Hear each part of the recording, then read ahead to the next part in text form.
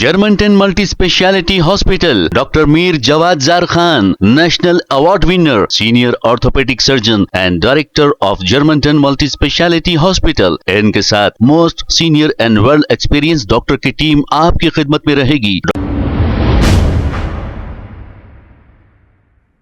अस्सलाम वालेकुम नाजरीन, 7H न्यूज सच को रखे आपके आगे। नाजरीन, आए दिन लड़कियां भगवा लव ट्रैप में फंस रही हैं, लेकिन इनके माँ बाप को चाहिए कि आपकी लड़की कहाँ जा रही है, कॉलेज जा रही है या फिर किससे मिलने जा रही है और क्यों जा रही है, अगर आप नजर नहीं रखोगे तो अंजाम भुगतने के लिए तैयार हो जाइए। एक हमारे व्यूवर ने ये वीडियो हमें भेजा है।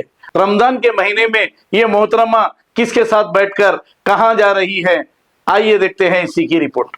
भाई ये रमज़ान का महीना है, तो वो ये क्या बोलेंगे अपने लोगों को, घर वाले किधर जा रहे किधर नहीं जा रहे कुछ भी नहीं मालूम।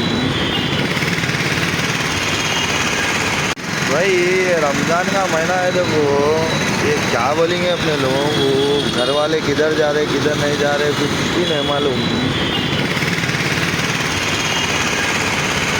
भाई ये रमज़ान का महीना है, तो वो ये क्या बोलेंगे अपने लोगों को, घर वाले किधर जा रहे किधर नहीं जा रहे कुछ भी नहीं मालूम।